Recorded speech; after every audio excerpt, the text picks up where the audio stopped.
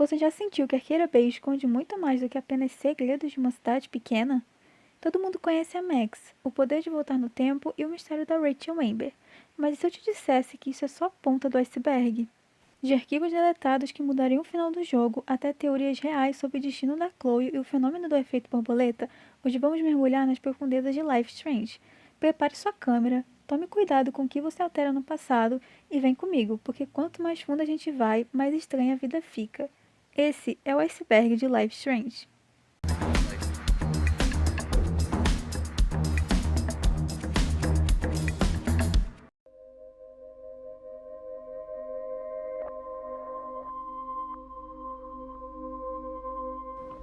The Cat in the Rye.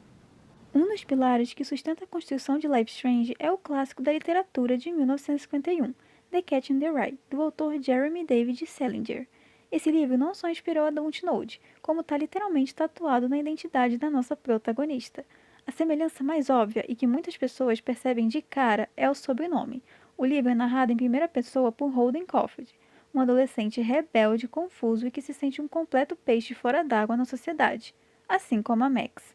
A Dontnod fez questão de deixar pistas visuais dentro do jogo. Se você explorar o quarto da Max, vai encontrar um pôster de um filme fictício chamado The Winger and the Cow. Se você olhar bem para o estilo artístico, as cores e até a fonte desse pôster, vai notar que ele é uma paródia quase idêntica à capa da edição original do livro de Salinger. Sons de volta no tempo. Sempre que a Max usa o seu poder de voltar no tempo, ouvimos aquele efeito sonoro bem característico. Para a maioria dos jogadores é apenas um efeito técnico para indicar a mecânica do jogo, mas para quem decide analisar o áudio a fundo, o buraco é muito mais embaixo. Se você desacelerar ou prestar muita atenção nesse som de retrocesso, vai perceber que ele não é um ruído aleatório. Ele contém linhas de diálogos, ecos de conversas que já aconteceram e, em alguns momentos específicos, até de coisas que ainda vão acontecer. I actually did it. I see you, Max Caulfield. Okay, slow down. Link do vídeo da Kate. No episódio 2, Victoria escreve um link no espelho do banheiro da Blackwell para humilhar a Kate, o katevid.com. O que muita gente não sabe ou não chegou a testar na época é que esse link existia de verdade. Antigamente, se você digitasse esse endereço no seu navegador, você era redirecionado para um blog simples, mas o detalhe mais pesado era que o vídeo aparecia como removido pelo usuário. Isso era uma sacada genial de narrativa. O site simulava que a própria Victoria tinha tirado o vídeo do ar logo após a tentativa de suicídio ou a morte da Kate, numa tentativa desesperada de apagar as provas do bullying que ela causou. Esse site ficou ativo por muitos anos, mas desde o lançamento de Life Strange True Colors, o link original foi alterado. Se você tentar acessar agora, o domínio não te leva mais para esse blog, mas sim te redireciona para o site oficial da Square Enix. What If? Durante boa parte do desenvolvimento de Life Strange, o jogo se chamava oficialmente What If? Os desenvolvedores decidiram mudar o título por conta de um filme que foi lançado em 2013. Para evitar confusões de direitos e marketing, surgiu o nome Life Strange, que, convenhamos, captura muito melhor a essência melancólica e estranha de Arqueira Bay. Mesmo com a mudança, o nome original não sumiu completamente. Ele ainda vive dentro do jogo. A conquista final, aquela que você ganhou de desbloquear todas as outras conquistas do jogo, se chama justamente What If. O nome acabou se tornando tão icônico entre os fãs que inspirou algumas obras da comunidade, desde um filme feito por fãs até uma famosa webcomic de mesmo nome. Mas o nível mais profundo desse tópico está na pré-build. Existe uma versão beta do jogo de quando ele ainda estava em testes iniciais, onde o arquivo leva o nome What If. Ver essa build é uma experiência muito esquisita. As texturas de alguns personagens não estavam prontas, então vemos muitas caixas brancas pelo cenário. Além disso, as vozes originais ainda não tinham sido gravadas, então os diálogos eram feitos por uma voz robótica, tendo falas que muitas vezes nem faziam sentido, já que os desenvolvedores estavam apenas testando o tempo das cenas e a mecânica de rebobinar. Her name's Jessie, right? Jessie Palmer, a friggin' ray of sunshine in my otherwise shitty life. I met her a couple of days after my dad's funeral. It was after you moved away to Seattle with your family. Jessie rescued me, like literally saved my life. Placas de carros. As placas dos carros de Arqueira Bay não são aleatórias. Elas são referências diretas a filmes, séries de TV, livros e até pessoas reais. Alguns usuários dedicados do Reddit conseguiram decifrar essas placas e falarei algumas aqui. Vamos começar pelo Frank. A placa do veículo do Frank é baseada em Breaking Bad. A referência faz todo sentido, já que Frank é o traficante local e vive em um trailer.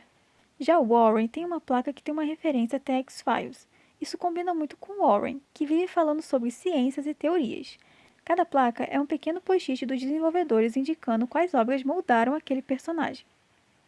Teoria do Caos. Se você jogou o episódio 3, você sabe que o nome dele não foi escolhido por acaso. A teoria do caos é uma teoria que estuda sistemas complexos onde uma mudança minúscula no início de um evento pode gerar consequências gigantescas, imprevisíveis e muitas vezes catastróficas no futuro. No jogo, a Max é a personificação viva dessa teoria. Cada vez que ela usa o seu poder para mudar um detalhe que parece insignificante, ela está chutando a primeira peça de um dominó que ela não consegue controlar. O jogo nos mostra o tempo todo que a Max está mexendo com forças que ela não compreende. Ela acredita que está consertando as coisas, mas a teoria do caos prova que o universo não funciona assim. Para cada pequeno ajuste positivo, uma anomalia proporcional surge em outro lugar. A prova definitiva disso acontece no final do episódio 3. A Max decide voltar anos no passado para salvar o pai da Chloe, o William. Mas a teoria do caos responde de forma brutal. Ao salvar o William, a Max altera toda a linha do tempo, resultando no acidente da Chloe que a deixa tetraplégica. As anomalias climáticas em Arqueira Bay, a neve no calor, o eclipse repentino, as baleias encalhadas e, finalmente, o furacão são o resultado direto do caos que a Max causou. O efeito borboleta. O jogo inteiro é construído sob uma estrutura poética e brutal que começa com a foto de uma borboleta no banheiro da Blackwell e termina com um tornado gigantesco destruindo Arqueira Bay. Esse caminho, da borboleta ao furacão, imita perfeitamente a premissa do artigo científico escrito em 1972 pelo meteorologista Edward Lorenz. A frase clássica dele diz: "O bater nas asas de uma borboleta no Brasil pode desencadear um tornado no Texas." A ideia é que uma perturbação minúscula no ar, causada por uma asa de borboleta, pode se acumular e se transformar em uma força catastrófica do outro lado do mundo. No jogo, a Max é a borboleta. No momento em que ela levanta a câmera para tirar aquela foto e logo em seguida usa o poder pela primeira vez para salvar a Chloe, ela bate as asas e inicia uma reação em cadeia que o universo não consegue conter. O simbolismo é introduzido de forma brilhante logo nos primeiros minutos. A borboleta azul atrai a Max para o fundo do banheiro, colocando ela no lugar certo na hora exata. Além disso, a própria interface do jogo reforça isso. Sempre que você toma uma decisão importante, o ícone que aparece no canto da tela é justamente uma borboleta batendo as suas asas. Há também uma camada mais profunda, a cor azul da borboleta. Na natureza, o azul é uma cor rara e em muitas culturas simboliza o espiritual, o efêmero e o impossível. A borboleta aparece no final do jogo no funeral da Chloe, caso você escolha sacrificar ela, pousando no caixão. Isso sugere que a borboleta pode ser mais do que apenas um símbolo científico. Ela pode ser o próprio espírito da Chloe, ou uma representação do tempo, observando se a Max finalmente parou de bater as asas e aceitou o curso natural das coisas. O efeito borboleta em Life Strange serve para nos mostrar que não existe escolhas pequenas. No universo da Max, até uma foto tirada no momento de distração tem o poder de apagar cidades inteiras do mapa. Simbolismo do corvo. Em Before the Storm, a figura central é o corvo. Ele aparece em momentos cruciais, especialmente nos pesadelos da Chloe, e carrega um simbolismo que mistura folclore real com a tragédia da família Price. Nas tradições das tribos nativas americanas, os povos originais que habitavam a região de Arqueira Bay, o corvo é uma figura complexa. Ele representa a transformação, mas também é visto como um espírito traiçoeiro. Ele deve ser respeitado, mas nunca totalmente confiável. Ele não tem o objetivo consciente de mudar o mundo ou ser um herói, mas suas ações acabam gerando impactos profundos e permanentes na realidade. É um paralelo perfeito com a própria Chloe, uma força da natureza que, tentando apenas lidar com sua própria dor, acaba alterando o destino de todos ao seu redor. Dentro do jogo, o corvo é associado diretamente à figura de William. Ele atua como guia espiritual para Chloe, mas é um guia sombrio. Ele não traz conforto, mas sim a sabedoria amarga que vem através da perda e do luto. É como se o espírito de William estivesse vigiando a Chloe, mas sem poder intervir, apenas observando enquanto ela se afoga na ausência do pai. Muitos fãs também conectam o corvo a Rachel Amber. Ele é uma ave de presságio, um aviso de que algo intenso e perigoso está por vir. Esse simbolismo atinge o ápice da peça The Tempest, onde o corvo representa alguém que pertence ao céu, mas que está preso à terra por segredos obscuros. Isso alimenta uma das teorias mais profundas, a de que o Rachel não era uma pessoa comum, mas uma entidade da natureza que usava elementos como o fogo, o cervo e os próprios corvos para se manifestar no mundo físico. Diferente da borboleta da Max, que simboliza a chance de mudar as coisas, o corvo representa o destino inevitável. Ele é a memória persistente e a morte que não pode ser evitada, apenas compreendida. Rabiscos da Max. Logo no início do jogo, enquanto você está na aula do professor Jefferson, é possível ver o caderno de desenhos da Max. Um dos rabiscos é um desenho tirando um sarro bem ácido da Victoria, com a frase "Sim, sim, professor Jefferson", mostrando que por trás daquela fachada de garota tímida e boazinha, a Max tem um olhar bem crítico sobre as pessoas da Blackwell. E o outro desenho faz referência direta ao Frank, o coelho do filme Donnie Darko. Para quem não conhece, esse filme também lida com viagens no tempo, destinos inevitáveis e o fim do mundo. Ver esse coelho no caderno da Max logo no começo é um presságio gigante de que a jornada dela vai ser tão sombria quanto a do Donnie. Mas o nível mais profundo desse tópico está no episódio 5, durante o pesadelo. Se você tiver a curiosidade de abrir o diário da Max nesse momento, vai perceber que os rabiscos mudam drasticamente. As páginas estão cobertas por sangue e desenhos distorcidos. Os rabiscos do pesadelo são a prova visual de que a Max está perdendo o controle de si mesma e que a realidade ao redor dela está se despedaçando. 8 episódios. Se você vasculhar os arquivos internos de Life Strange, vai encontrar referências a 8 episódios, em vez dos 5 que nós jogamos. Para muita gente, isso foi a prova de que o jogo deveria ter sido mais longo e que os desenvolvedores teriam cortado por falta de tempo ou dinheiro. Esse rumor ganhou ainda mais força por causa de uma entrevista com o céu da Dontnod, Oscar Gilbert, gravada antes do lançamento do segundo episódio, onde ele disse: "Queremos ser capazes de dizer aos jogadores quando os episódios 2, 3, 4, 5, 6 e assim por diante estarão disponíveis."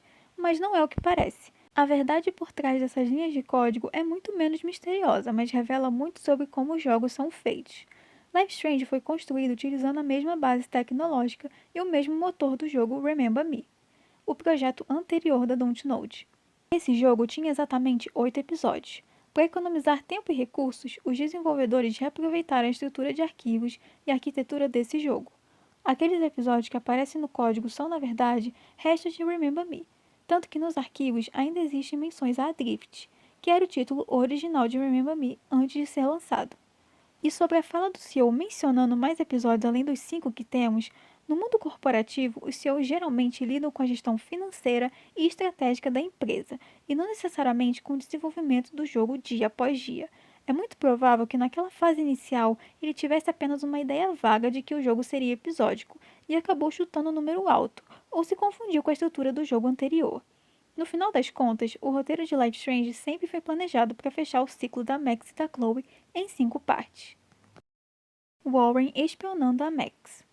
No início do episódio 2, assim que a Max acorda, se você for rápido, verá o Warren escondido atrás de uma parede, olhando diretamente para a janela do quarto da Max.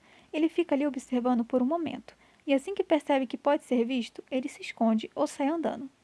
A Max não faz nenhum comentário sobre isso, e o jogo não te dá uma opção de diálogo para confrontar ele.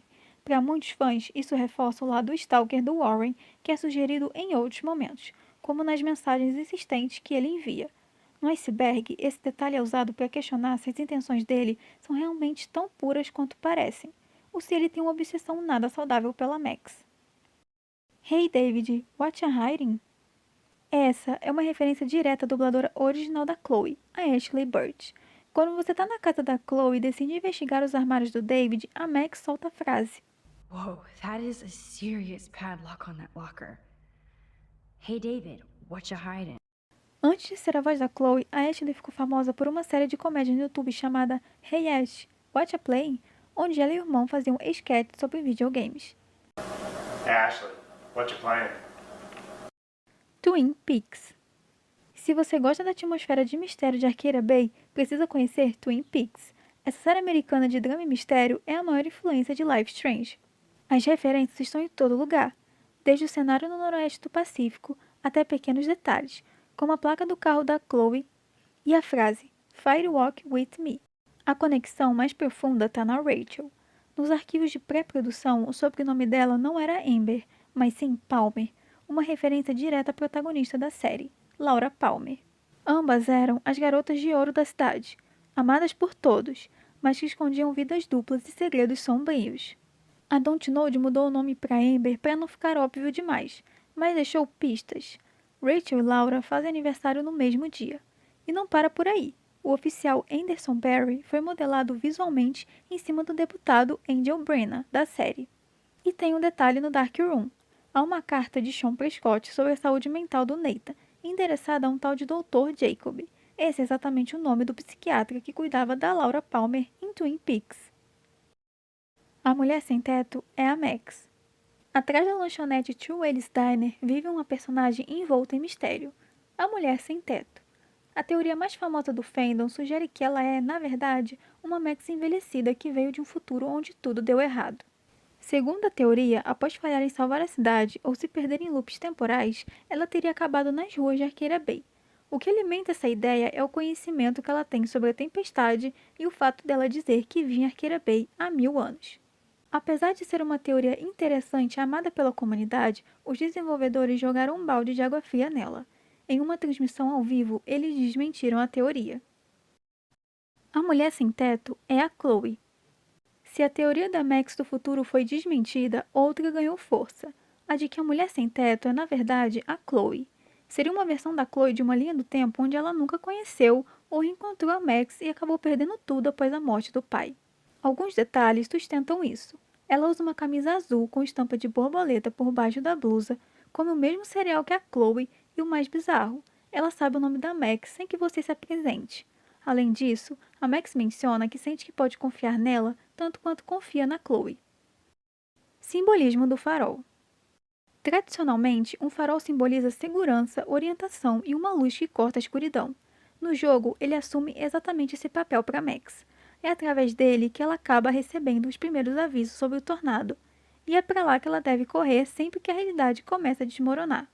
No episódio 5, durante a tempestade, fica claro que o farol é o único lugar seguro em toda a cidade. Enquanto tudo ao redor é destruído pelo furacão, o farol permanece de pé, servindo como palco para a decisão final, entre sacrificar a Chloe ou a cidade. Sentimento de nostalgia. Mesmo no dia do seu lançamento, Life is Strange já passava a sensação de ser um jogo antigo ou uma memória guardada. Os desenvolvedores criaram propositalmente uma atmosfera de nostalgia artificial. Isso é feito através da iluminação dourada constante e de uma trilha sonora que tem acolhimento e melancolia ao mesmo tempo. Arqueira Bay foi projetada para parecer um lugar que todos nós já visitamos em nossos sonhos. Mas o lado mais profundo e reflexivo dessa nostalgia é o que ela representa para Max. Ao longo do jogo, ela cria dezenas de realidades e linhas do tempo diferentes, apenas para apagar elas logo em seguida. São momentos de conexão, conversas e sorrisos que agora só existem na cabeça da Max, e na nossa. No fim das contas, a nostalgia de Life is Strange é sobre o peso do tempo. É a estranheza de pensar em todas as vidas que poderiam ter sido vividas, mas foram sacrificadas em nome de uma escolha final. O jogo nos faz sentir saudades de momentos que a própria Max teve que deletar da existência para tentar consertar o mundo.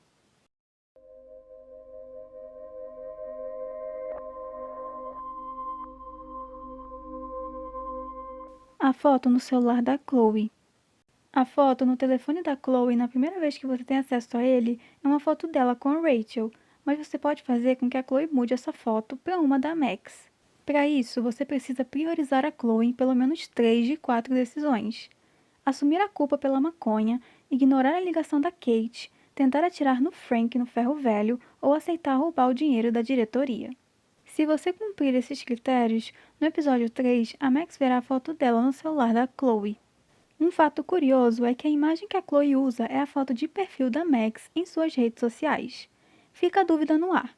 Será que a Max enviou essa foto para ela em algum momento ou a Chloe andou stalkeando o perfil da amiga durante os 5 anos de distância para matar a saudade? Rachel é a tempestade. Essa teoria sugere que a Rachel é a tempestade que destrói Arqueira Bay. O tornado seria uma manifestação sobrenatural da Rachel para punir a cidade que ela tanto odiava e destruir todos os que a traíram ou causaram sua morte. O maior argumento para isso está em Before the Storm, quando Rachel interpreta Próspera na peça The Tempest, de Shakespeare. Na obra original, Próspera é um mago poderoso que controla o clima e termina a história conjurando uma tempestade devastadora para fazer justiça. O paralelo é óbvio. Assim como o personagem, Rachel estaria usando o clima para limpar Arqueira Bay. Isso explicaria por que os fenômenos estranhos, como o eclipse e a neve, começam a acontecer justamente quando a Max inicia a investigação sobre o paradeiro da Rachel. O tornado seria a forma da Rachel garantir que, se ela não pôde sair da cidade viva, a cidade também não continuaria de pé sem ela. No fim, a tempestade não seria o caos, mas sim a justiça da Rachel. Ouroboros. Durante o episódio 5, em meio ao caos da tempestade, a Chloe usa uma camiseta com o símbolo do Ouroboros, a serpente que devora a própria cauda. Esse é um símbolo ancestral que representa o ciclo infinito da vida, da morte e do renascimento. No universo do jogo, essa é a metáfora visual perfeita para o tempo que a Max insiste em rebobinar e repetir. Uma das interpretações é bem pessimista. A história está presa em um ciclo porque a Chloe está predestinada a morrer. Não importa o quanto a Max tente mudar os eventos, a serpente sempre morde a cauda. A morte acaba encontrando a Chloe de um jeito ou de outro, seja no banheiro, no ferro velho ou pelo tornado. Por outro lado, o Ouroboros pode representar o renascimento. Cada vez que a Max volta no tempo, ela dá uma nova chance a Chloe. Elas estariam presas em um laço eterno, onde a morte em uma realidade é apenas o ponto de partida para uma nova vida em outra linha do tempo. O símbolo mostra que enquanto a Max tiver o poder, o ciclo das duas nunca terá um fim definitivo, transformando a amizade delas em algo que transcende a própria lógica do tempo. Comentários do diretor. Existe um documentário de comentários dos diretores. Devido à extensão, muitos detalhes passam batidos, mas os diretores revelaram segredos fundamentais. O primeiro é sobre a origem do nome da Rachel. Ele é, na verdade, um híbrido dos nomes dos dois diretores, Raul e Michelle. Mas o ponto crucial é a confirmação de uma das maiores teorias do jogo. Os diretores confirmaram oficialmente que a Corsa é uma presença de Rachel que orienta a Max ao longo de toda a jornada. No Fucks Given. Em uma foto de 2008 da Max, podemos ver ela usando uma camisa com letras embaralhadas que, quando lidas com atenção, formam a frase No Fucks Given. Em português, seria algo como tô nem aí ou não me importo com nada. Esse detalhe não ficou preso apenas no primeiro jogo. Em Life is Strange 2, a personagem Cassidy tem um patch em sua mochila que diz No Fucks. Os desenvolvedores incluíram isso como uma referência direta a Max, criando uma pequena conexão estética entre os jogos da franquia. Rachel tem superpoderes. Em Before the Storm, muitos jogadores notaram que a Rachel parece ultrapassar os limites humanos. A teoria principal é que ela tem habilidades de controle de fogo ou vento. A maior prova disso é a cena da floresta. Quando Rachel grita de fúria, as chamas parecem responder ao seu comando, crescendo e se espalhando de forma sobrenatural em um piscar de olhos. Mais tarde, no hospital, um detalhe reforça essa conexão. Você pode ouvir um bombeiro comentando que o incêndio da floresta morreu de repente, sem explicação técnica.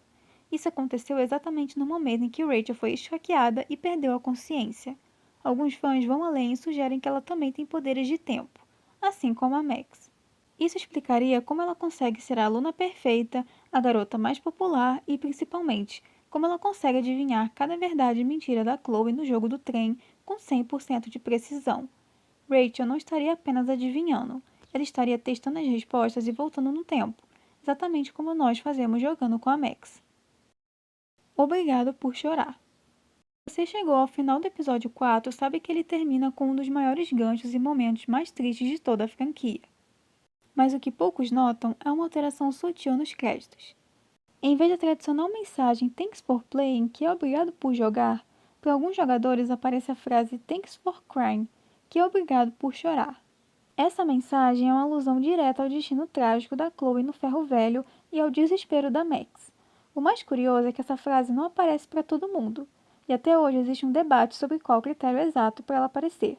Alguns acreditam que depende de escolhas específicas de empatia ao longo do episódio, enquanto outros dizem que pode ser uma variação aleatória ou ligada à versão do jogo.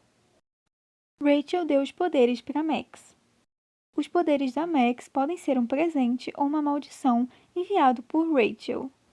Essa teoria sugere que o espírito de Rachel concedeu a habilidade de retroceder no tempo para Max com 3 objetivos claros: salvar a Chloe de uma morte precoce no banheiro, guiar a Max até o seu corpo enterrado no ferro velho e garantir que a face do professor Jefferson fosse destruída.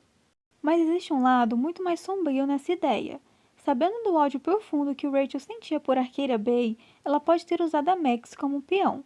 Ao dar os poderes, Rachel sabia que o tempo seria inevitavelmente quebrado, gerando a tempestade necessária para apagar do mapa a cidade da qual ela nunca conseguiu fugir em vida. Números de telefone 555. Se você prestar atenção em qualquer número de telefone em Arcadia Bay, verá que todos começam com o prefixo 555. Embora pareça um código secreto ou uma conspiração da cidade, a explicação é mais simples do que parece. O prefixo 555 é o padrão da indústria de entretenimento para números fictícios. Ele é usado em filmes, séries e jogos para evitar que fãs curiosos tentem ligar para os números que aparecem na tela. Sem isso, pessoas reais que tivessem esses números por coincidência acabariam recebendo milhares de ligações de jogadores. No episódio 3, vemos uma lista enorme com esses números. É um detalhe que mantém a imersão dentro do universo do jogo, garantindo que a ficção não invada a privacidade de ninguém no mundo real. Max quebrou a quarta parede.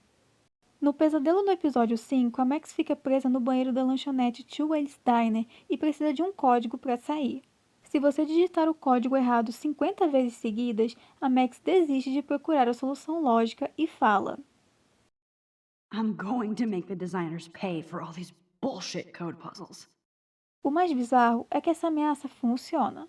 Logo após ela quebrar a quarta parede e demonstrar sua frustração, a porta se abre magicamente, sem que você precise digitar o código correto. Rachel é a Corsa Fantasma. O que começou como uma teoria, hoje é um fato confirmado. Os diretores do jogo já declararam oficialmente que a Corsa Fantasma que aparece para Max é a representação física do espírito de Rachel. Ela não é um guia, mas a própria Rachel tentando se comunicar de onde quer que ela esteja. Ela aparece diversas vezes no Ferro Velho, um lugar que era o refúgio da Rachel e da Chloe. O momento mais impactante acontece quando ela nos guia exatamente até o lugar onde o corpo da Rachel estava enterrado. Ela fica ali, observando a Max e a Chloe de longe, e assim que o corpo é finalmente descoberto, ela desaparece. Sua missão de ser encontrada e dar um fechamento à sua história foi cumprida. Max e Chloe estão em Nova York. Para quem escolheu salvar a Chloe no primeiro jogo, Life Strange 2 traz uma atualização sobre o destino das duas. Ao encontrar o David no episódio 5 do segundo jogo, descobrimos que ele se mudou para uma comunidade no deserto. Durante a conversa, o David recebe uma ligação da Chloe e, pelo diálogo, ele dá a entender que elas estão em Nova York. O detalhe mais gratificante não é apenas saber que elas estão bem, mas perceber como a relação entre o David e a Chloe mudou. O tom da conversa é leve e carinhoso. David até guarda uma foto da Max e da Chloe em seu trailer, mostrando que apesar da tragédia de Arcadia Bay, elas conseguiram seguir em frente e construir uma nova vida, longe de todos os traumas. Hey, sweetie. What's up?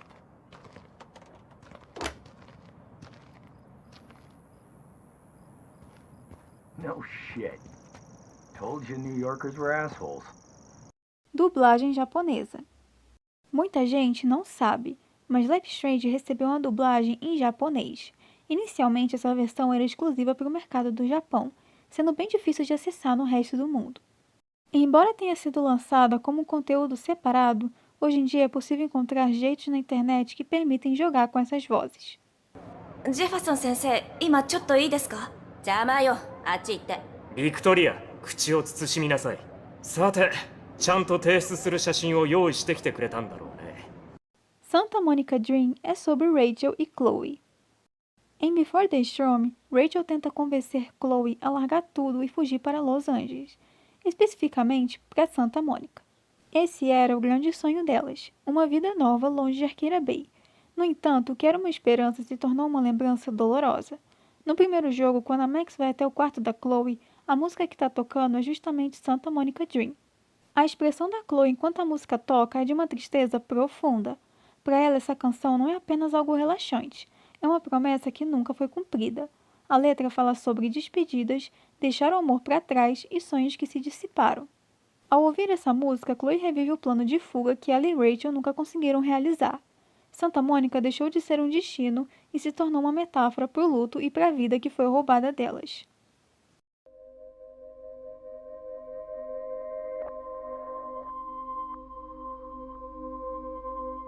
Dana, Courtney e Taylor aclamando o professor Jefferson. Durante o discurso do professor Jefferson na festa do Vortex Club, enquanto ele fala sobre arte e fotografia, é possível ouvir vozes no fundo em meio dos aplausos e da música. Okay, everybody calm down. Thank you. I appreciate it. Look, I don't want to get in the way of the party, but it's time to announce the winner of the Everyday Heroes Contest. Explorando os arquivos de áudio isolados do jogo, descobriram que essas vozes pertencem a Dana, Courtney e Taylor. Nesses áudios, as estudantes gritam coisas como "você é sexy" e outros elogios entusiasmados. O que torna esse detalhe perturbador é o contraste. Enquanto elas o viam como um mentor charmoso e atraente, o Jefferson as via apenas como objetos. Para ele, aquelas garotas não eram admiradoras, mas sim potenciais modelos para sua coleção macabra no Dark Room. Kissy Believer. Se você navegar pelos fóruns antigos do GameFAQs, vai encontrar uma postagem de um usuário chamado Kissy Believer. Antes do lançamento do episódio 2, ele publicou uma lista de pontos da trama que eram muito precisos. Ele detalhou eventos que ninguém poderia imaginar na época, como o destino da Kate e segredos que só seriam revelados no final do jogo. A postagem ainda está no ar, e a menos que tenha sido editada, as previsões do Kissy Believer eram praticamente todas verdadeiras. CEP de Arqueira Bay. O CEP de Arqueira Bay parece mudar dependendo de onde você olha. Em um cartão postal que a Rachel enviou para Chloe, o endereço indica o CEP 97141. Esse mesmo número aparece em outro cartão enviado por uma pessoa chamada Amaury. No entanto, em uma fatura da oficina mecânica que encontramos no jogo, o CEP listado para a cidade é 97603. Esse CEP pertence à cidade de Clement Falls, mas o 97141 pertence a Tillamook, no Oregon. E é aqui que a mágica acontece. Se você procurar fotos da baía de Tillamook, terá um déjà vu instantâneo. A geografia, o clima costeiro e a conexão com a natureza são praticamente idênticos a Arqueira Bay. Max é a Rachel. Essa teoria sugere que Max e Rachel são a mesma pessoa.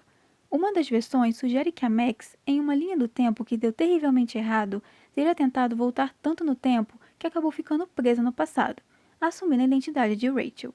Isso explicaria por que Rachel parecia prever o futuro e por que ela tinha uma conexão tão forte com a Chloe. Outra vertente diz que elas são polaridades opostas da mesma consciência. Max seria a personificação da cautela, da insegurança e do desejo de parar o tempo, enquanto a Rachel seria o brilho, o caos, a impulsividade e o desejo de correr contra o tempo. Claro que, logicamente, a teoria tem furos gigantes. Elas têm pais diferentes, cidades diferentes e registros físicos que provam que ambas coexistiram. Mas apesar das inconsistências, é uma teoria muito interessante. Episódio 1. American Chrysalis. O primeiro episódio de Life Strange é conhecido como Chrysalis, uma referência direta à metamorfose da borboleta e ao despertar dos poderes da Max. Mas, se você investigar os registros do ISRB, o órgão que define a classificação etária de jogos nos Estados Unidos, descobrirá que o nome original era um pouco mais longo, American Chrysalis. Não se sabe exatamente por que a Dontnod decidiu descartar a palavra America, mas a teoria mais provável é que eles queriam um título mais curto, poético e universal. Episódio 2. Time Out. Seguindo a mesma linha do primeiro episódio, o segundo também tem um nome diferente nos registros iniciais do ISRB. No site, ele aparece como Time Out, em vez de Out of Time, que é o título que conhecemos. Time Out soa mais como uma pausa ou um intervalo, enquanto Out of Time traz uma urgência muito maior e uma carga dramática que combina perfeitamente com o clímax do episódio, onde a Max literalmente fica sem tempo e sem poderes para salvar a Kate no telhado. Aurora Creek. Antes de ser a icônica Arqueira Bay, a cidade se chamava Aurora Creek. Os desenvolvedores mudaram o nome durante a produção, mas deixaram rastros escondidos no código e nos cenários. Se você abrir os arquivos internos do jogo, verá que as texturas do mapa de visualização do penhasco ainda são chamados de Mapa de Aurora Creek, e o arquivo daquele quadro enorme na casa da Chloe também carrega esse nome. Mas não é só no código que Aurora Creek sobrevive. Existe um easter egg. Em Before the Storm, em uma das paredes do trem, você pode encontrar um grafite escrito Aurora Creek. Curiosamente, existe um rio real com esse nome na costa noroeste do Pacífico, bem bem próximo à baía de Tillamook, o lugar que, como vimos, inspirou a geografia do jogo. O nome foi alterado por sugestões do escritor Christian Devine. Ele acreditava que Arqueira Bay soava mais pacífico e místico. Música não utilizada. A trilha sonora é um dos pilares de Life Strange, mas muita coisa boa ficou de fora da versão final. Nos arquivos de Before the Storm, por exemplo, existem músicas da banda Firewalk e uma versão instrumental de A Hole in the Earth da banda Doro que nunca foram tocadas no jogo.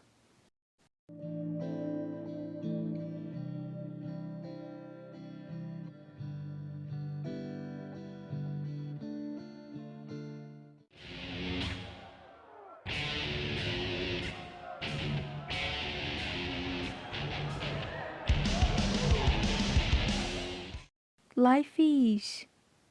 Os personagens de Arqueira Bay vivem quase dizendo o nome do jogo, mas nunca o fazem. Existe um padrão no roteiro onde a frase começa, mas nunca termina com o título oficial. No episódio 5, quando a Max está na galeria de arte em São Francisco, após alterar o passado, ela reflete sobre tudo que viveu e diz: Life is weird.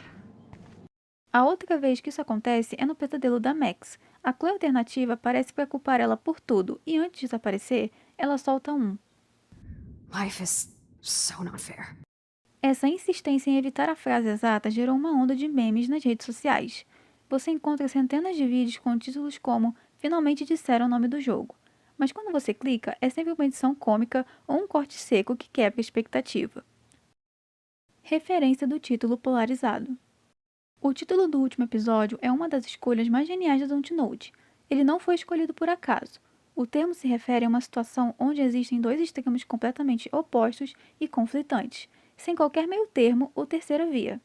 É a preparação psicológica para a escolha final: sacrificar a Chloe ou sacrificar Arqueira Bay.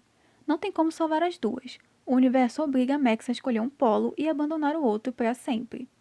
Mas a genialidade vai além do dilema ético. Na fotografia, um filtro polarizador serve para filtrar reflexos e luzes indesejadas para revelar a imagem real por trás deles. No jogo, isso é uma metáfora para a jornada da Max no episódio 5. Ela precisa filtrar todas as realidades alternativas, pesadelos e linhas do tempo que criou para chegar a uma única verdade final, por mais dolorosa que ela seja. Interpretação de To All of You. Todo fã de Life Strange guarda a música To All of You em um lugar especial no coração, já que ela marca o início da nossa jornada na Blackwell. Mas se você analisar, ela é muito mais do que está na letra. A música fala sobre garotas americanas e romantiza o estilo de vida dos Estados Unidos. Mas vindo da Dontnod, uma empresa francesa, essa escolha é carregada de uma crítica social ácida. Muitos interpretam essa faixa como uma crítica à forma como a mídia americana vende a imagem da mulher, sempre com corpos perfeitos e vidas impecáveis. O contraste com o jogo é imediato. Enquanto a música toca, vemos a Max, uma garota que se sente deslocada, e logo conhecemos personagens quebradas, cheias de traumas e complexidades que não se encaixam no molde da garota americana perfeita. Ao colocar essa música logo no começo, o jogo nos apresenta o mundo de aparências da Blackwell para logo em seguida desconstruir tudo. A jornada da Max é justamente sobre enxergar o que está escondido por trás das câmeras, dos sorrisos forçados de personagens como a Victoria e da fachada da perfeição da cidade. A música é o comercial de uma realidade que o jogo faz questão de provar que não existe. Personagens olhando diretamente para o eclipse.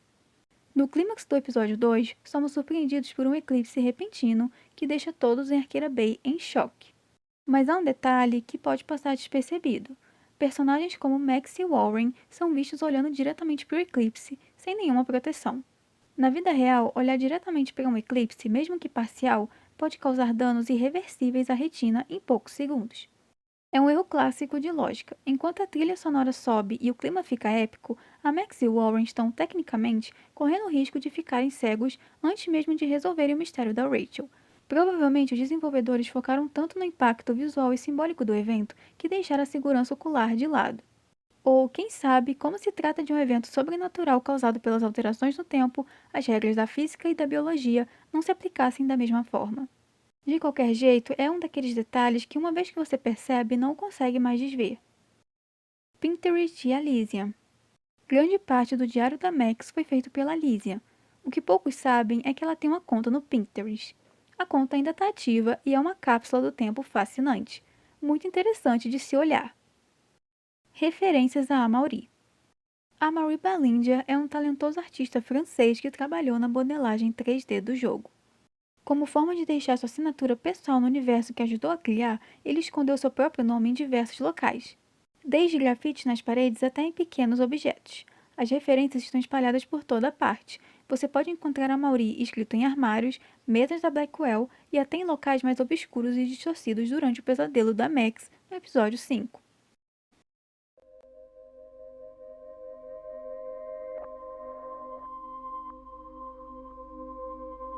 Dontnod. Assim que você inicia o jogo, o logotipo da desenvolvedora aparece na tela. A tradução literal do nome Dontnod é, em inglês, não acene com a cabeça. No entanto, exatamente no momento em que a logo surge, a Max acena com a cabeça enquanto ouve a música. William e Rachel deveriam estar no pesadelo. Arquivos de voz descartados revelam que o pesadelo da Max seria muito mais perverso. William, o pai da Chloe e a própria Rachel deveriam aparecer para assombrar a Max. Em linhas de diálogo que chegaram a ser gravadas, William confrontaria Max com uma pergunta: por que você não me salvou? Isso atacaria diretamente o trauma da Max, que teve o poder de evitar a morte dele, mas foi forçada a deixar ele morrer para restaurar a linha do tempo. Rachel também teria falas durante a sequência. Embora seus diálogos não tenham sido gravados, ela está no roteiro oficial.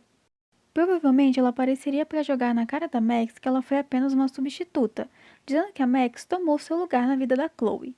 Se acredita que os desenvolvedores cortaram essas partes porque a sequência do pesadelo já estava muito longa, ou porque o nível de crueldade psicológica tornaria o jogo insuportável para o jogador. Música de escolha antiga. A música que toca quando fazemos uma escolha importante durante Life Strange provavelmente está nas nossas cabeças, mas existe uma versão alternativa escondida nos arquivos do jogo que nunca foi oficialmente usada. Fãs encontraram essa trilha rotulada como uma versão inicial para a tela de escolhas. Embora ela tente manter o clima de urgência, a melodia é bem diferente e os instrumentos soam mais experimentais. A versão final que conhecemos é muito mais minimalista, o que torna a versão descartada uma relíquia fascinante do desenvolvimento.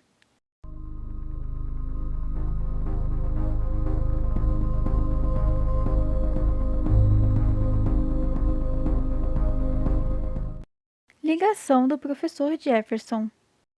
No episódio 2, o professor Jefferson recebe uma ligação que o deixa visivelmente desconfortável e estressado. A teoria mais aceita é que a pessoa do outro lado da linha seja Sean Prescott, o pai do Nathan. Sean é o homem que manda em Arqueira Bay e é o principal financiador dos projetos do Jefferson.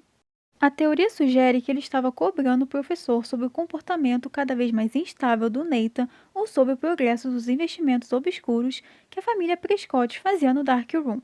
Jefferson dependia do dinheiro e da proteção do Sean para manter sua operação macabra, o que explica por que ele agiu dessa forma. Max teria uma colega de quarto. Nas primeiras artes conceituais, o quarto da Max não era um refúgio solitário. As ilustrações mostram uma segunda cama, indicando que ela teria uma colega de quarto que foi descartada durante o desenvolvimento. Através dos detalhes dessa arte, podemos ter pistas de quem seria essa pessoa. O lado da segunda cama estava cheio de adesivos do Greenpeace, sugerindo uma personagem ativista ambiental, que combinaria muito com o clima de preservação de Arqueira Bay. Mas o detalhe mais estranho está embaixo da beliche. Lá vemos um pôster de um pássaro com respingos de tinta. Ele aparece no quarto de Victoria na versão final do jogo. Isso levanta duas possibilidades. Ou Victoria seria a colega de quarto da Max, ou os desenvolvedores reaproveitaram a arte. Blue Moon Diner.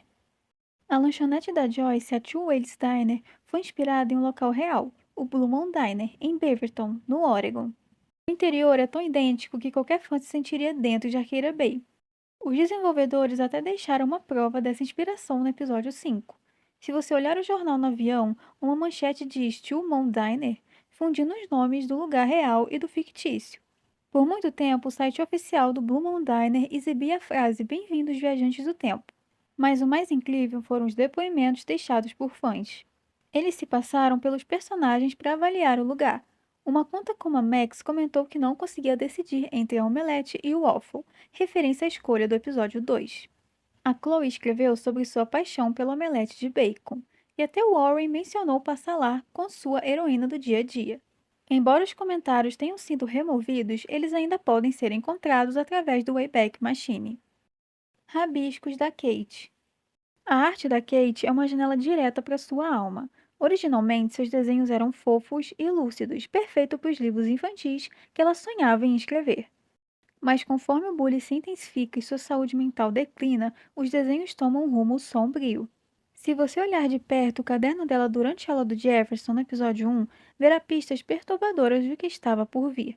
Rabiscos de um anjo com o rosto coberto de sangue, uma árvore com uma forca e frases como lixo e tão sozinha. O detalhe mais emocionante acontece se você conseguir salvar a Kate.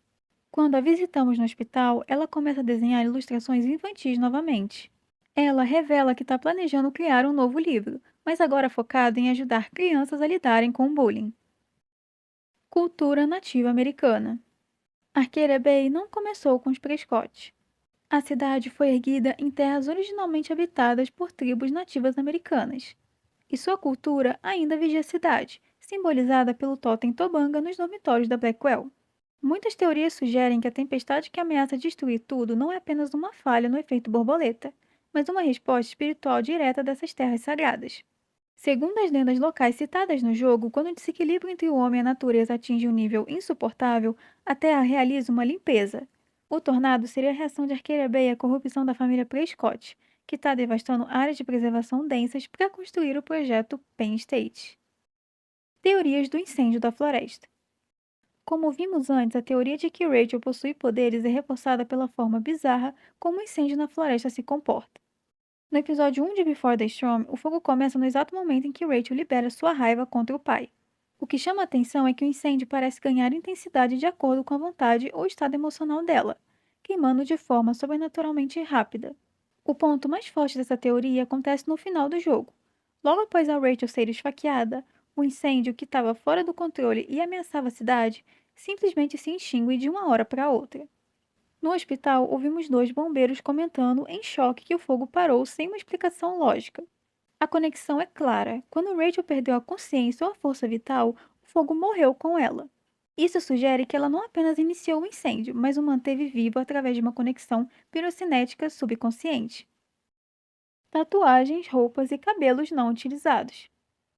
Nos arquivos internos do jogo em artes conceituais, existe uma quantidade grande de conteúdo visual descartado. Existe um design de tatuagem alternativa para Chloe, além de roupas e estilos de cabelos diferentes para alguns personagens. Arte conceitual de Raymond Wells. Nesses arquivos também tem a arte conceitual inicial do diretor Wells, na qual podemos ver várias etnias e roupas. Teorias do tornado.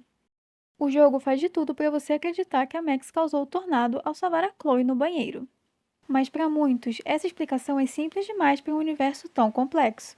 As teorias sobre a verdadeira origem da tempestade são vastas e fascinantes. Como vimos, muitos acreditam que o tornado é o espírito de Rachel limpando a cidade de quem a feriu.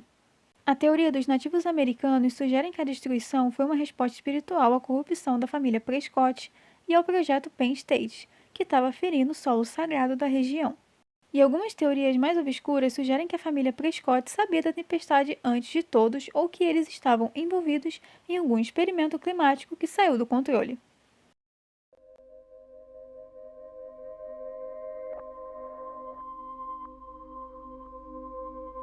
Jessie.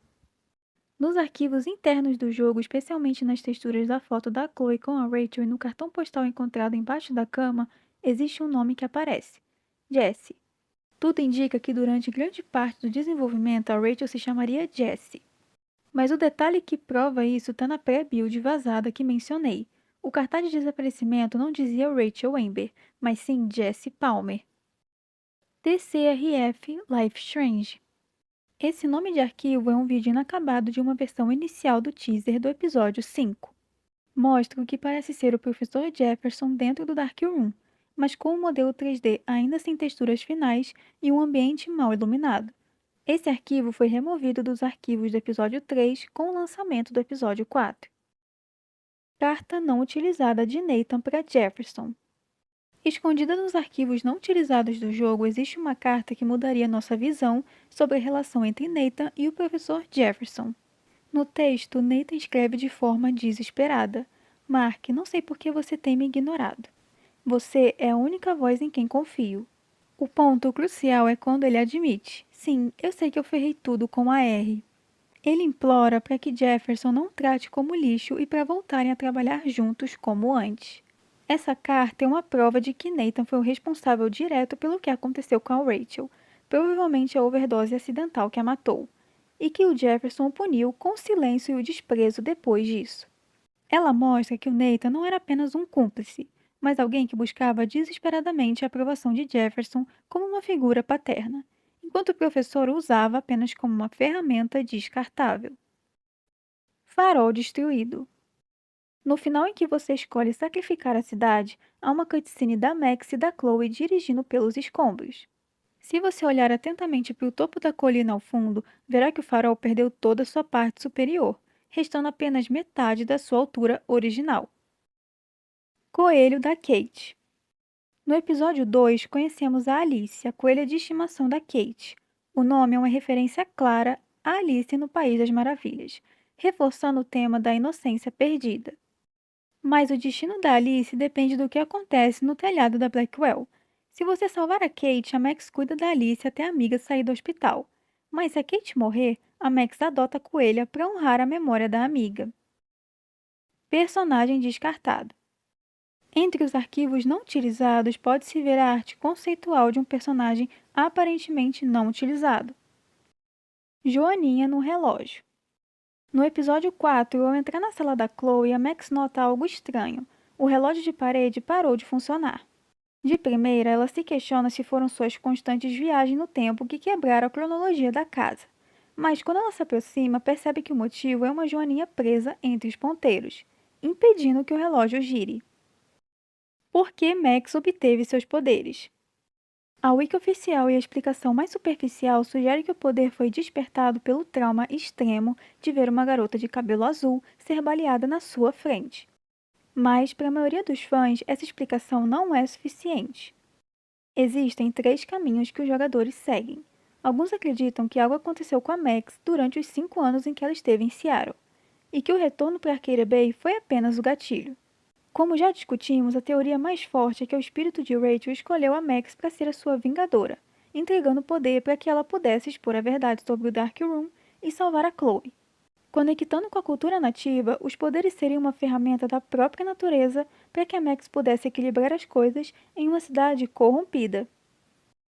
Max é um bode expiatório. Essa teoria foi abordada no canal da Anima Gaming e sugere que a Max não causou a tempestade, mas foi injustamente culpada por ela, tanto pelos personagens quanto pelos próprios desenvolvedores. No episódio 5, o jogo tenta desesperadamente te convencer de que você é a raiz de todo o mal. Warren afirma que a culpa é sua com uma certeza infundada, e até nos pesadelos a Max é torturada pela ideia de que quis que todos morressem. Mas as pistas espalhadas nos episódios anteriores contam uma história bem diferente. Os Prescott construíram um bunker anos antes da Max ganhar poderes. O Vortex Club existe há muito tempo. Sean Prescott menciona que a cidade passaria por uma lavagem intestinal. Tudo isso indica que a tempestade era um evento planejado ou previsto pelos Prescott muito antes do banheiro da Blackwell. A teoria é que a Max foi usada como um bode expiatório para cobrir um enredo muito mais complexo sobre conspirações e destino que acabou sendo cortado por falta de tempo ou orçamento, transformando um mistério profundo em um clichê de não mexa com o tempo. O vinho secreto de Kate. Kate afirma a Max que não bebe e parece que ela segue rigidamente seus princípios religiosos. Mas se você explorar o quarto dela com atenção, encontrará uma garrafa de vinho escondida. Fãs acreditam que Kate, em meio ao isolamento e ao trauma do vídeo vazado, começou a usar o álcool secretamente como uma forma para suportar tudo o que estava vivenciando. Kate comprou drogas de Frank. Ao investigar o caderno de clientes no trailer do Frank, os jogadores encontraram uma cliente chamada Kate, com o codinome Chihuahua. Pela proximidade dos nomes e pelo estado mental de saúde da Kate, surgiu uma teoria de que ela estaria comprando drogas de Frank para lidar com o trauma do vídeo, o que se conectaria com a garrafa de vinho encontrada em seu quarto. No entanto, os desenvolvedores confirmaram que Kate e Kate são pessoas diferentes. Jefferson sabe sobre os poderes da Max. Durante todo o jogo, o professor Jefferson solta frases que parecem indiretas sobre o segredo da Max. Ele elogia o seu dom e menciona como ela tem um senso de oportunidade sobrenatural para capturar o momento perfeito. Isso alimentou uma teoria de que ele sabia sobre os poderes da Max de volta no tempo. No entanto, essa teoria é refutada no episódio 5, quando Max está presa no Dark Room e usa seus poderes para avisar a David sobre o perigo antes mesmo dele entrar na sala. A reação do Jefferson é de choque e confusão. Se ele soubesse dos poderes, ele não ficaria tão desorientado ao ver a Max adivinhar o futuro. O que parecia conhecimento sobrenatural era apenas a natureza manipuladora de um predador que observa cada detalhe artístico de suas vítimas. Escritório de Samuel. Essa é uma arte conceitual não utilizada da sala de Samuel. Samuel é um travesti. Ao explorar o galpão de Samuel, Max encontra uma caixa que contém cortinas, um lenço de seda feminino e uma revista de moda. Isso deu origem a uma teoria de que Samuel seria um travesti, mas alguns jogadores acreditam que aqueles são apenas itens de achados e perdidos que ele coletou pela escola ao longo dos anos. Outra teoria sugere que Samuel, que demonstra um carinho enorme pela professora Grant, comprou esses itens como um presente para ela, mas nunca teve coragem de entregar eles. TCRF Life Strange, intro do episódio 3. Esses dois nomes de arquivos são uma versão inicial da introdução do episódio 3, que acabou não sendo usada.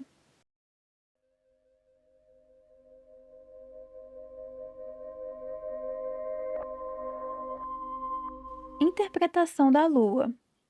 A música Lua da banda Bright Eyes toca no episódio 3 no quarto da Chloe e pode ser tocada novamente pela Max no episódio 4. O verso "Podemos morrer pela medicação, mas com certeza matamos toda a dor" é visto por muitos fãs como um prenúncio direto do destino da Chloe na linha do tempo alternativa. Na realidade em que William está vivo, Chloe é tetraplégica e sofre com dores constantes, dependendo de aparelhos e medicamentos para sobreviver. O auge desse arco é quando ela pede para Max que aplique uma dose letal de morfina para acabar com seu sofrimento. A música Lua antecipa exatamente esse dilema, a morte pela medicação, como o único caminho para matar a dor. Stella comprou drogas com Frank. No caderno de clientes do Frank encontramos o nome da Stella. O registro mostra que ela comprou medicamentos para TDAH pelo menos uma vez. Embora esses medicamentos sejam prescritos para quem tem o transtorno, no ambiente acadêmico eles são frequentemente usados como drogas de estudo, para aumentar o foco, a energia e a concentração. A Stella precisa trabalhar e estudar, e provavelmente exausta pela carga horária e pela pressão competitiva da Blackwell, ela recorreu ao Frank para conseguir esses estimulantes e garantir que seu desempenho não caísse. Nathan sabia sobre a tempestade. Existe um arquivo de áudio não utilizado nos arquivos do jogo que deveria tocar após a briga do Nathan com Warren no pátio dos dormitórios. Nele, Nathan soa completamente fora de si, dizendo: "The storm is coming and oh, you're all gonna die! I see you! I see all of you and you're all gonna die! My dad will... Oh, my dad will get you! So, stop! The storm is still coming and you're all dead! You're all dead, you hear me? Dead! You and you're all dead! Plus, my dad is on his way! You're all fucked! He owns you!" Um dos diretores do jogo confirmou em uma entrevista que esse áudio foi planejado, mas acabou descartado porque os desenvolvedores sentiram que não haviam deixado pistas suficientes ao longo da história para que essa revelação fizesse sentido no final. A existência desse áudio é a prova de que a trama original envolvia os Prescott sabendo da tempestade com antecedência, possivelmente através de visões que o Nathan também compartilhava. Out of Time versão vazada. Em 6 de fevereiro de 2015, uma versão inacabada do episódio 2, Out of Time, vazou no 4chan, mais de um mês antes do lançamento oficial. Essa versão estava repleta de bugs gráficos, confirmando que era uma build de desenvolvimento que nunca deveria ter saído do estúdio. Beyonce, Oregon. Muitos acreditam que a inspiração de Arqueira Bay veio de Beyonce, no Oregon.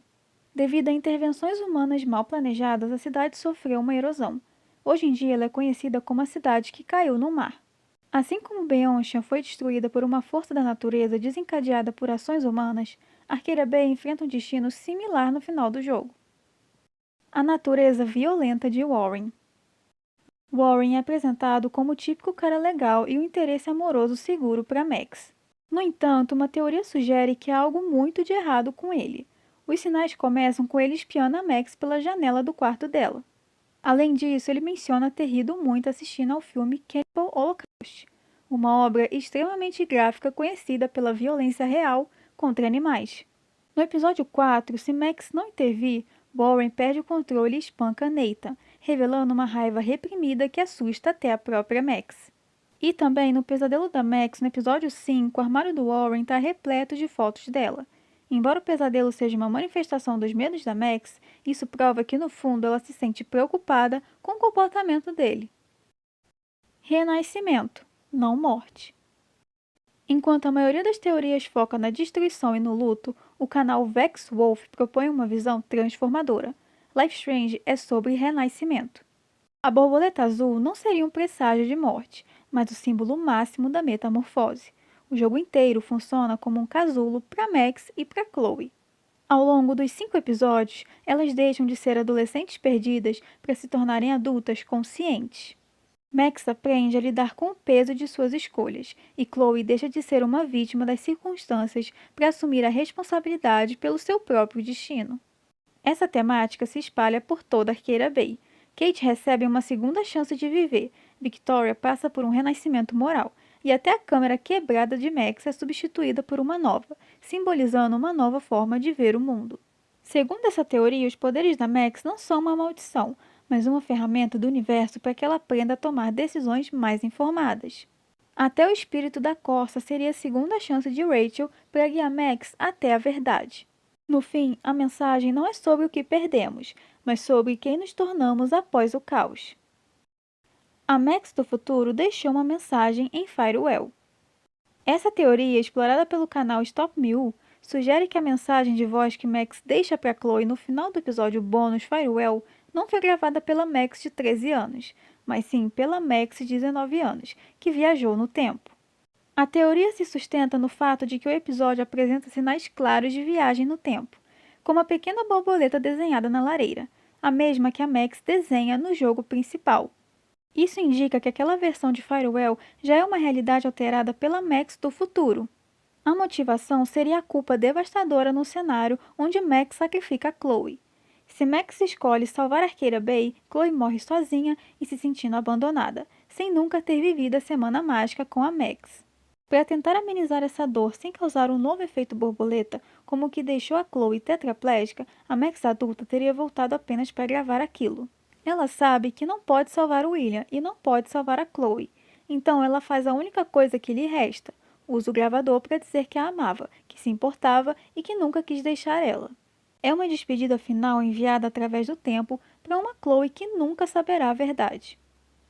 Final do hospital. Há um final alternativo que, ao escolher sacrificar a Chloe para salvar Arqueira Bay, a cena cortaria para Max sentada em uma cadeira ao lado de uma cama do hospital, observando a Chloe desacordada, mas viva. Seria um final agridoce. A cidade estaria a salvo e a Chloe ainda estaria fisicamente ali, mas sem garantia de que algum dia voltaria a acordar. Posteriormente, o co-diretor do jogo confirmou em uma entrevista que essa ideia realmente existiu. Ele explicou que não era exatamente um terceiro final, mas sim uma variação do final de sacrificar a Chloe. A equipe hesitou muito entre matar a Chloe ou deixar ela em coma. No fim, decidiram descartar o hospital, porque sentiram que isso suavizaria o impacto da escolha do jogador. Melissa Lee Grayson é a mulher sem teto. Como citado na primeira camada, a mulher sem teto é cercada por mistérios. Para quem prefere uma explicação mais pé no chão, existe a teoria de que ela é a Melissa Lee Grayson. Nos arquivos de pessoas desaparecidas da polícia de Arqueira Bay, Melissa consta como desaparecida desde 1997.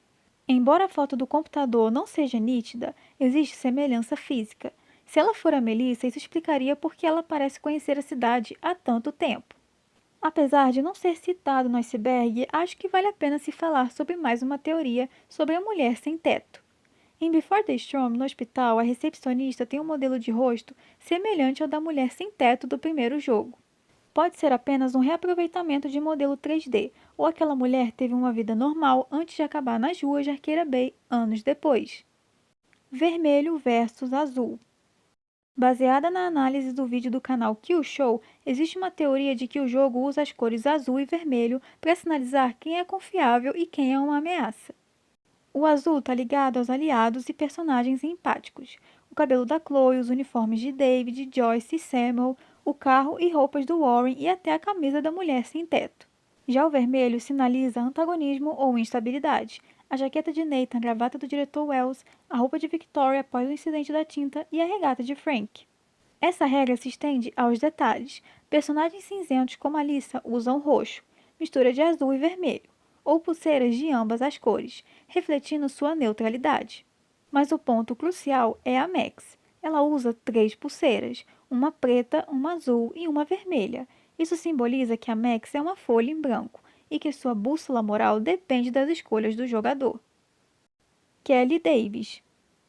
No final do episódio 1, vemos rapidamente as pastas das vítimas no Dark Room. Uma das pastas, posicionada logo antes da de Rachel, traz o nome Kelly. No episódio 5, durante o pesadelo da Max, ao caminhar pelos dormitórios na época em que Rachel ainda estava na Blackwell, podemos ver no mapa que o quarto 217, exatamente em frente ao quarto da Rachel, pertencia a uma garota chamada Kelly Davis. A Dontnod confirmou que esses 2 nomes pertencem à mesma pessoa.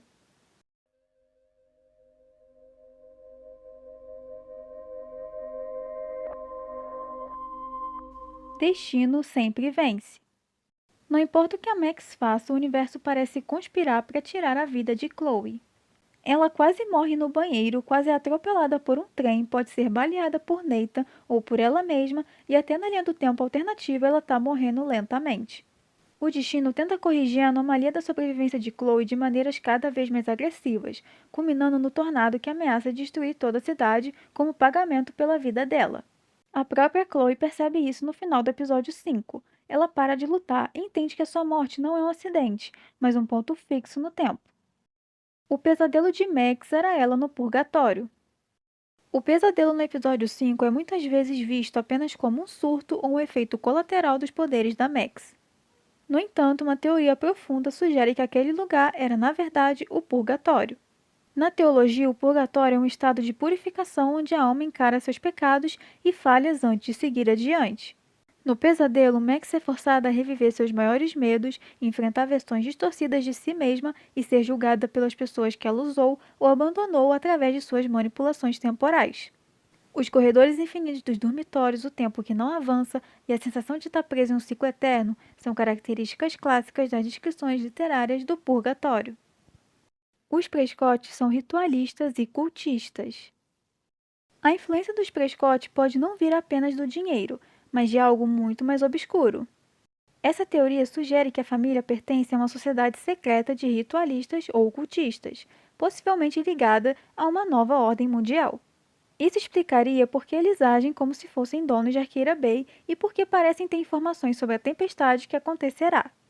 O próprio bunker, chamado de Quebra-Tempestade, não seria apenas um abrigo, mas um lugar para a elite da cidade sobreviver ao que eles consideram uma limpeza necessária. Ideogramas. Se você olhar de perto para certos detalhes em Life Strange, encontrará ideogramas em japonês e chinês espalhados. Ao traduzir esses caracteres, descobrimos palavras como pão francês e pastelaria francesa. Foram encontrados ideogramas em 5 locais. Uma foto e um pôster Eroguro de Jefferson, uma revista de mangá da Chloe de 2008, o papelão que o Frank usa para cobrir a janela do trailer e um pôster na parede do quarto da Max. Chloe ficou e teve um relacionamento com Elliot porque ele lembra o William. Baseado em uma análise do canal Whiskey Rose, existe uma teoria de que a Chloe teve um envolvimento romântico com Elliot antes dos eventos principais de Before the Storm. Após a morte traumática de William, Chloe estava emocionalmente vulnerável e buscou conforto em alguém que inconscientemente a lembrava de seu pai. Elliot compartilha características físicas semelhantes e inicialmente apresenta uma personalidade pé no chão e protetora, muito parecida com a figura reconfortante que William representava. O filme Blue Sunshine e Kate Marsh. Existe uma conexão cinematográfica escondida no caderno do Frank.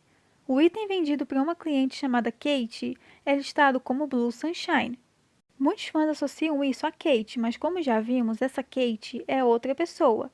O nome Blue Sunshine é uma referência direta a um filme de terror de 1977 com o mesmo nome. No filme, Blue Sunshine é uma variante de LSD que, anos após o consumo, faz com que os usuários percam cabelo e se transformem em assassinos. I Can't Live Here Anymore. Mensagem secreta. A trilha sonora de Before the Storm, composta por Doro, é famosa por sua carga melancólica. No entanto, fãs mais atentos, como mostrado pelo canal Direct Trailers, descobriram algo na faixa I Can't Live Here Anymore. Ao tocar certas partes da música de trás para frente, é possível ouvir mensagens subliminares. Existem 4 trechos. O primeiro é Dad, I'm Scared.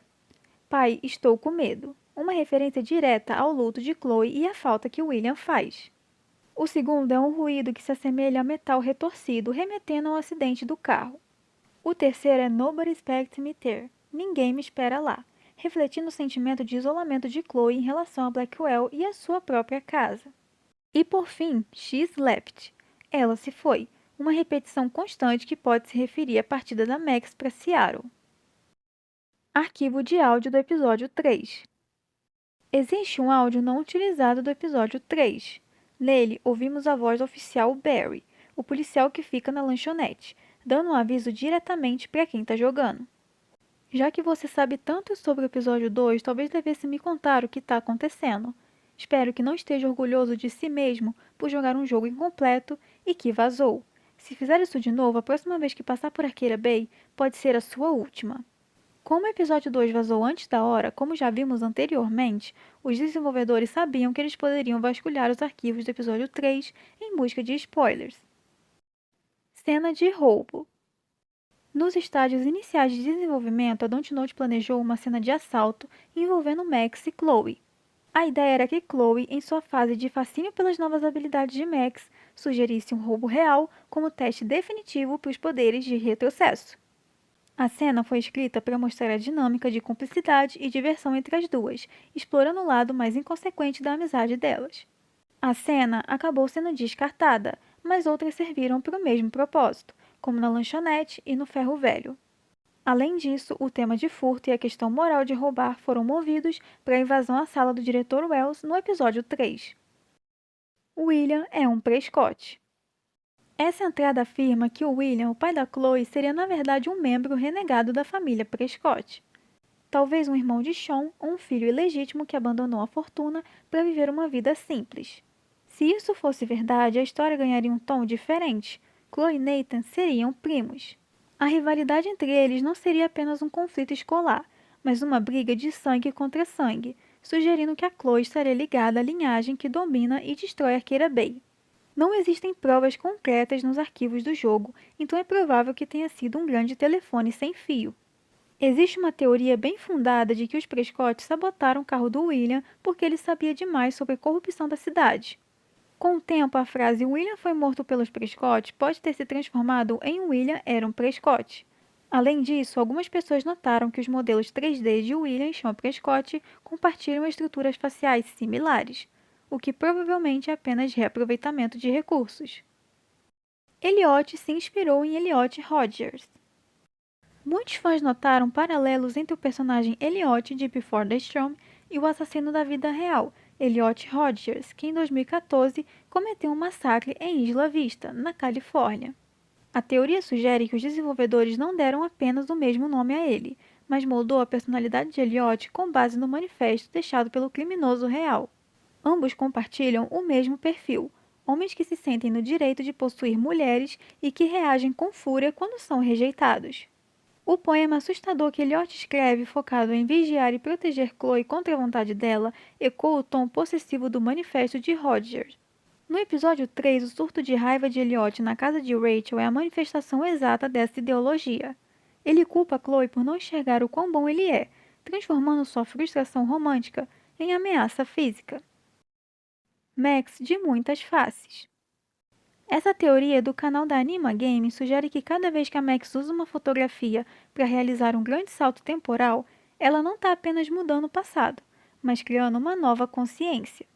A ideia é que, ao alterar um evento-chave, nasce uma Max daquela linha do tempo que não possui as mesmas memórias da nossa Max original. Isso explicaria as mudanças drásticas de personalidade e as lacunas lógicas que vemos no episódio 4 e 5. A teoria identifica personalidades moldadas pelas ações que as criaram. Ao salvar William, nasce uma Max confiante, elitista e até fria.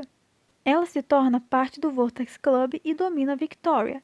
Ela usa roupas caras para se encaixar e não precisa de ninguém, sendo o oposto da Max tímida que conhecemos. Ao avisar David no passado, surge uma Max bem-sucedida. Ela ganha um concurso de fotos, viaja para São Francisco e tem um relacionamento incrível com todos.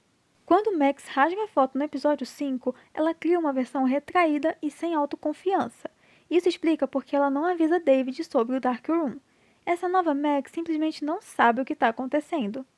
Ela não tem o conhecimento da Tempestade ou de Jefferson, o que a leva de volta para o Dark Room. Se essa teoria estiver correta, a nossa Max é como um parasita ou uma viajante que pula de corpo em corpo, assumindo versões de si mesma que viveram vidas completamente diferentes. Isso resolve o buraco no roteiro de por que Max se esquece de avisar a polícia em certas linhas. Ela não esqueceu. A Max daquela realidade nunca soube. A perda da inocência. Jefferson declara abertamente sua obsessão pela passagem da inocência para a corrupção. Para ele, a fotografia perfeita não é sobre beleza, mas sobre capturar o momento exato em que a esperança e a pureza de uma jovem são quebradas pelo medo e pelo desespero. Jefferson vai ao extremo de sequestrar e drogar suas vítimas para que elas fiquem em estado de vulnerabilidade total, permitindo que ele molde a cena como bem entende. E o mais sombrio é algo que o jogo não mostra, mas sugere. No pesadelo do episódio 5, a projeção de Jefferson diz a Max que ele esteve com Rachel uma última vez, após drogar ela. Embora o jogo mantenha o foco na fotografia, essa frase e a natureza das fotos levantam a hipótese perturbadora de abusos que vão além da lente da câmera. E assim chegamos ao fundo do oceano de Arqueira Bay.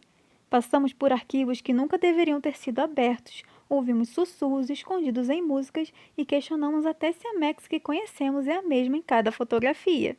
Mais de 80 tópicos depois, Life Strange prova que não é apenas um jogo sobre escolhas, mas sobre as marcas duradouras que deixamos no tempo e nas pessoas. Seja você alguém que sacrificou a cidade por amor ou alguém que aceitou o destino trágico de Chloe para salvar milhares de pessoas, uma coisa é certa: nada disso foi em vão. Eu quero agradecer do fundo do coração a cada um de vocês que mergulhou comigo nessa jornada. Pesquisar cada detalhe, desde as teorias mais conhecidas até os segredos mais obscuros dos arquivos, foi uma viagem inesquecível. Obrigada por assistirem, por comentarem e por manterem a chama de Arqueira Bay acesa depois de tantos anos. Se você descobriu algo novo hoje, ou se tem uma teoria que eu deixei escapar, deixe aqui nos comentários.